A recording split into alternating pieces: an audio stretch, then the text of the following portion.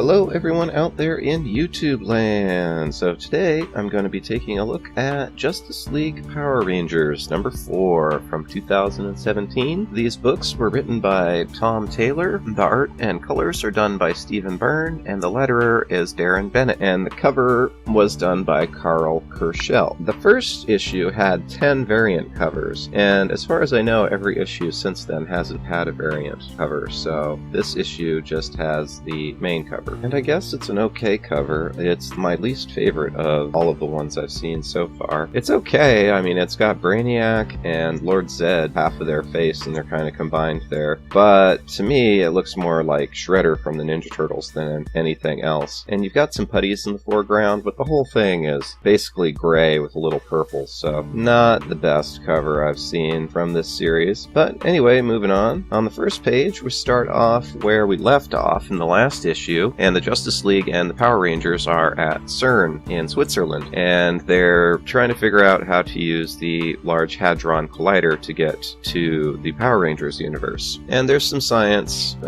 fiction stuff, and they figure it out. Basically, they need something from the Power Ranger universe to please, so they can connect to it and teleport everyone there. And one of the Power Rangers still has the dagger. Tommy still has his dragon dagger, so they use that as an anchor to the Power Rangers universe, and they can't use the Hadron Collider where it is because, of course, it's underground. So we have this pretty fantastic thing where the Justice League, primarily, Green Lantern, Wonder Woman, and Superman, they take it into space. they pick up what they do is Green Lantern puts his will around, creates a force field thing around the Hadron Collider, and then Wonder Woman and Superman pick it up, and they lift it up, and it flies up through the Earth, as you can see here. It's pretty awesome. I mean, you get a really good feat of strength from these two, an impressive feat of will for Green Lantern. So it's a little, it's maybe a little far-fetched, but that's comic books for you. So they take the Hadron Collider up into space. They've got it in space. They get it all set up, and then it opens up this big green portal here. And it's pretty funny. They're like, what if it doesn't work? And Cyborg says, then we've just created a giant, hyper-efficient superhero shredding machine. So it's kind of a do-or-die thing. But they go ahead and go through it, and boop, they come out, and they're in the Power Ranger universe.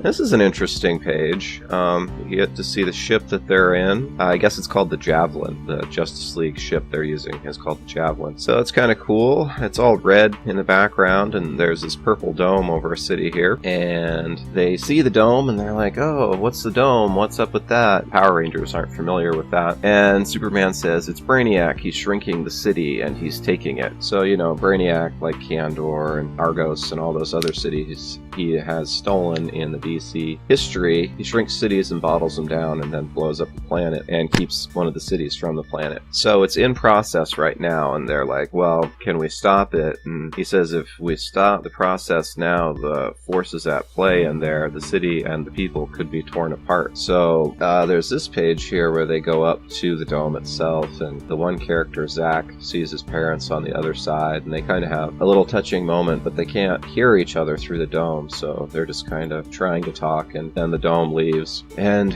it's really sad for Zach and everybody, and so their town, Angel Grove, is gone, and Superman's like, it's not your fault, they're gone, it was Brainiac that did this, and he knows that they can stop him. So he looks up into the sky, and he says he can see Brainiac's ship in low orbit. So that's pretty interesting. One thing with this book, I don't know if it's a thing they do in modern comics or what, but as you go through it, look at the backgrounds. The backgrounds are very lacking. I don't want to beat up on this book too much. I actually like it, but the backgrounds are really kind of mediocre. Like on this page, it's just a purple background on each page. There's no horizon, there's no anything. I guess it's supposed to be like, I guess you could pretend it's a fog or a mist or something, but on every page it's the same thing. There's just color, color splash behind them, but not like much else. So anyways, that was kind of a side note. But anyway, Superman can see the Brainiac's ship, and so they make a plan. Basically, Superman's going to fly up there and attack it to distract them, and in the meantime, they're going to figure out how Cyborg and all of them can get in there and figure out where Angel Grove is. So this part's really cool, and I heard a lot of people talking about it. In the plane here, the Javelin, Batman has stocked it up with weapons from their trophy room. So since the Power Rangers' powers, you know, their suits and stuff had been stolen already by Lord Zedd, they don't have anything, so they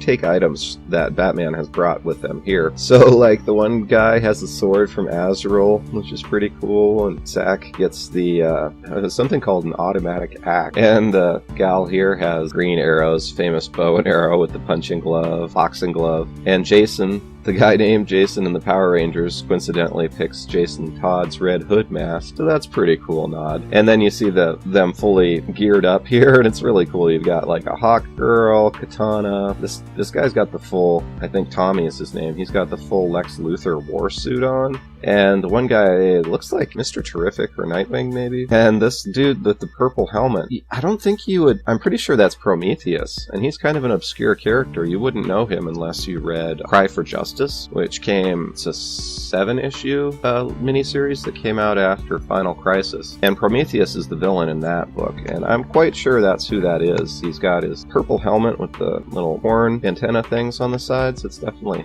his look. So anyways, they've got the Power Rangers decked out in hero and villain gear, so that's really cool. And as a DC fan, I like that. So Superman's the distraction. He flies off and he blasts Brainiac's ship with his heat beams, and they're like, impressive distraction. So they figure out what they're going to do. They're going to basically sneak up on the ship, and they break in a hole in the side, and they're in, and they're fighting all of Brainiac's android robot things. And Lord Zedd should have some putties too, so they're fighting all those guys. And Cyborg basically hacks in, and he finds out where the Power Rangers gear is, and he's called Superman, and Superman shows up and he says, I see them, they're well guarded, but nothing I can't handle. So one thing I do like about these comic books is they utilize Superman's abilities. Like, so many times when you read a Justice League book, it's like they have Superman and they barely use him. They'll have so that is one thing I like they're fully utilizing his powers, because I mean, he's Superman. Just send him up there and let him demolish everything. So he gets their gear back. We have one panel here that's pretty cool. Batman's actually fighting, which these books do kind of neglect Batman. You don't see him doing too much. But yeah, right here he's fighting all these Brainiac drones along with the Power Rangers, and Superman gets back. He gives the Power Rangers their gear, and they're like, yeah, it's morphin time. And right when they start changing their gear, bam! One of them gets blasted. And they say, Zack, what the heck? And Batman's like, Cyborg, Vic, if you're in there, I don't want to hurt you. And Vic says, oh, he's in here, but he's mine now. And then blasts Batman. And as you can see, Cyborg's got the Brainiac logo on his chest, so you know he's been taken control of. You know, makes sense. I mean, he's essentially a living computer. He's still human, but he's pretty much a computer too. He's all hooked up to that stuff, so it really makes sense that Brainiac would be able to compromise it. And then the next page is the last page, and it's the Blue Ranger hitting Cyborg, and he's saying, I'm so sorry. So, and it says to be continued. Next page, we get the credit page. That's a pretty good issue. It really makes me wonder what happened, or what's gonna happen, and where they go with it from here. It was pretty neat seeing the Power Rangers dressed up as heroes and villains from the DC universe, and I don't know, I guess I'd give it, I might just be getting tired of these Power Ranger books. It wasn't bad. I have a hard time now giving it a score above a 6, but you know, I'll be generous and give it a 7. It's a decent enough book. There's nothing wrong with it other than the background's been kind of weak, I thought. In fact, it's probably better than the previous issue, and especially for a younger audience. If I were 12 or 13, this would be like the best book ever. So for a younger audience, I highly recommend it, and for a grown-up, use your own judgment on that one. It's whether you like that kind of stuff or not. I enjoyed it enough to read it, and if they end up releasing the 5th and 6th issues, I will read and review those too. But that's all for now, and as always, thanks for watching. Kind of exciting right now. The channel's growing relatively quickly, but we're still small enough that you can affect the content of this channel. So if you'd like me to cover a particular type of topic or a comic book book or a comic book artist or something like that, just let me know in the comments and I'll definitely try to make it. I have a lot of ideas right now, so it'll be sometime in the future, but any feedback is pretty helpful. Alright, so thank you for watching, and if you haven't subscribed, please subscribe. Thank you. End of line.